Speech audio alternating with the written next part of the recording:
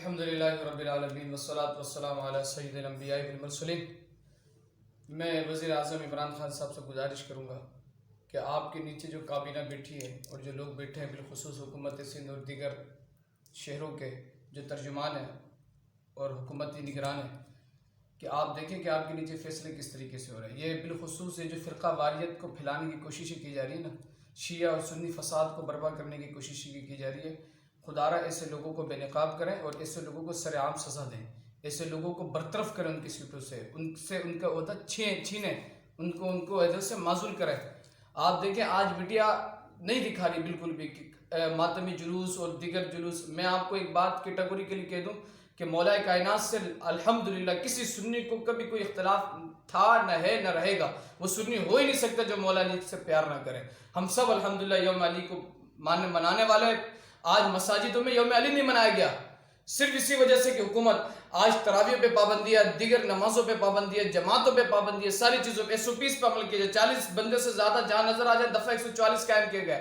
کئی علماء کو انہوں نے پکڑ کے ہراساں کیا، کئی علماء کے اوپر FIR کٹ گئی، اور آج کوئی بولنے والا نہیں۔ میں صرف اورنگی ٹاؤن کی جو آنکھوں دیکھا حال ہے میں آپ کو بات بتاؤں، 5 نمبر 11:30 4 نمبر اسی طریقے سے شیعہ کوارٹر ہر جگہ سے جلوس سے نکلی فل پروٹوکول کے ساتھ، کوئی SOPs پہ عمل نہیں، کوئی ڈسٹینس نہیں، کوئی سوشل ڈسٹینس نہیں، کچھ بھی نہیں۔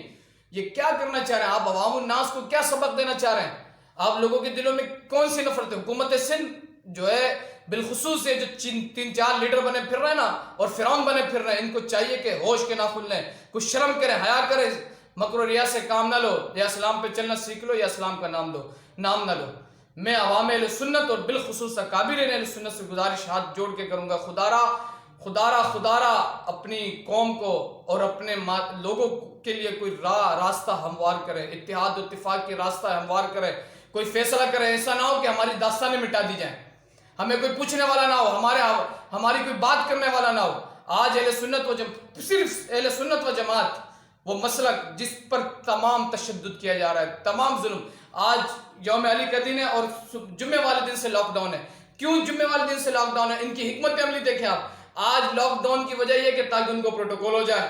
یہ تو ہمیشہ سے رہا نا، یوم علی کے موقع پہ تو ساری مارکیٹیں بند ہوتی ہیں، یوم علی کے موقع میں تو تمام دکانیں سیل کر دی جاتی ہیں، تمام جلوس کے راستوں کو سیل کر دیا جاتا ہے۔ ٹھیک ہے، ہمارے لوگوں نے کبھی اس پہ اختلاف نہیں کیا، ٹھیک ہے یار، ہم بھی 12 ربیع الاول مناتے ہیں اور تم بھی کرو، کوئی مسئلے کی بات نہیں۔ لیکن جب ایک پالیسی چل رہی تھی، مساجدیں بند کر دی گئی، نمازوں پہ پابندی لگا دی گئی، تو پھر مذہبی اجتماعات تمام کے تمام بند کر دیے گئے، سنیوں نے تمام اجتماعات کو معطل کر دیا، منسوخ کر دیا۔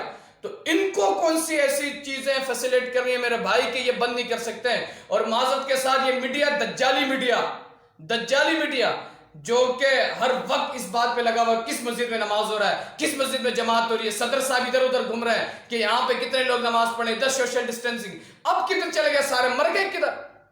شرم نہیں آ رہی، حیا نہیں آ رہی ان لوگوں کو؟ شرم کرو، حیا کرو، مر کے تمہیں قبر میں جانا ہے یار، اللہ اور اس کے رسول کو منہ دکھانا ہے، ذرا سی غیرت نہیں ہے؟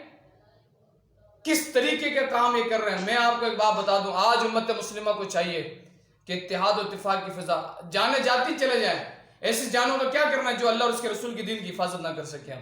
آج جس طریقے سے قوم کے اندر انتشار اور افتراق پیدا کیا جا رہا ہے، یہ بہت بڑی سوچی سمجھی سازش کے تحت یہ سارے کام ہو رہے ہیں۔ امت مسلمہ بہت غصوں میں کے اندر اور بہت جلال کے اندر ہے۔ میں آپ کو صحیح بات بتا دوں، جس طریقے سے کئی جو ہے جلوسوں میں معاملات میں لڑائی جھگڑے کی صورت اختیار کی گئی، اس کی وجہ صرف اور صرف یہ حکومت سندھ اور دیگر حکومتوں کا اپنا کردار ہے۔ اگر لاک ڈاؤن تھا تو سارے معاملات کے اندر لاک ڈاؤن ہونے چاہیے۔ یہ نہیں کہ کچھ خاص طبقے کو پروموٹ کر دیا جائے، کچھ خاص طبقے کو سہولتیں فراہم کر دی جائے، ان کے لیے اعلیٰ سہولت کار بنا دیا جائے، ایسا بالکل بھی نہیں ہونا چاہیے تھا۔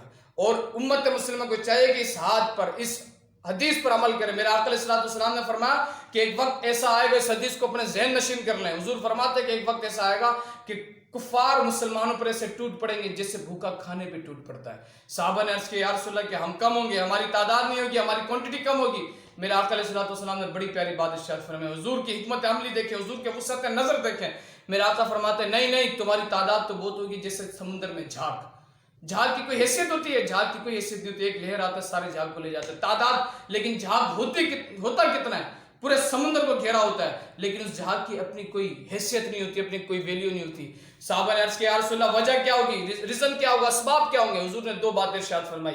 पहली बात यह है कि हुजूर ने फरमाया हुब्बुद दुनिया, जब मुसलमानों में दुनिया की मोहब्बत रच बस जाएगी तो फिर उन पर कुफ्फार इस तरह टूट पड़ेंगे जैसे भूखे खाने पे टूट पड़ते हैं। दूसरी वकरायतुल मौत, ये मौत से डरने लगेंगे। जब ये दो बातें आ जाएं तो फिर उनको कोई बम से मारने की उनको जरूरत नहीं है, फिर उनको किसी चीज से मारने की जरूरत नहीं है। बस ये दो बातें आ जाएंगी, ये खुद ब खुद मरना शुरू हो जाएंगे, ये खुद ब खुद इनकी हैसियत खत्म हो जाएगी, इनका नाम खत्म हो जाएगा, इनका नाम और निशान दुनिया में बाकी नहीं रहेगा। तो मैं गुजारिश करता हूँ तमाम अहबाब से कि खुदारा इंतशार और इफ्तराक और फ़िरका वारियत की फ़ज़ा को बुलंद ना करें और इसको परवान ना चढ़ने दें और हिकमत अमली से फैसला करें। इस तरीके के फैसले करके उम्मत मुस्लिमा को आपस में लड़ाने की कोशिश ना करें। मेरे किसी अहले तशरीह हज़रात इस बारे में ये ना सोचें कि यार मैं इनके खिलाफ बयान दे रहा, नहीं, मैं एक उसूली बात कर रहा हूँ। जब मसाजिद मदारिस पे पाबंदी है, तालीमी सारे मामला बंद, तिजारती सारी चीज़ें बंद, तो फिर इसको क्यों, फिर तुम जुम्मतुल विदा को बंद करने की कोशिश करो, ईद उल फितर को बंद करने की कोशिश करोगे, तो फिर ऐसा नहीं होगा। फिर ऐसा किसी किस्म न उम्मत मुस्लिमा बर्दाश्त करेगी। और उम्मत मुस्लिमा को चाहिए और अकाबिरीन को चाहिए कि खुदारा कोई हिकमत अमली का फैसला करें और उम्मत मुस्लिमा को एक पेज पे जोड़ें, सारे इत्तेहाद और इत्तेफाक करें अल्लाह और उसके रसूल को। और अल्लाह कुरान में फरमाता है तालौ इला कलिमतिन सवाइन बैनना बैनकुम, कि कम से कम उस कलमे की तरफ इत्तेहाद कर लो जो तुम्हारे और हमारे दरमियान बराबर है। अल्लाह तबारक व तआला हम सब का हामी नासिर हो। तमाम हज़रात इस वीडियो को ज़्यादा से ज़्यादा शेयर करें।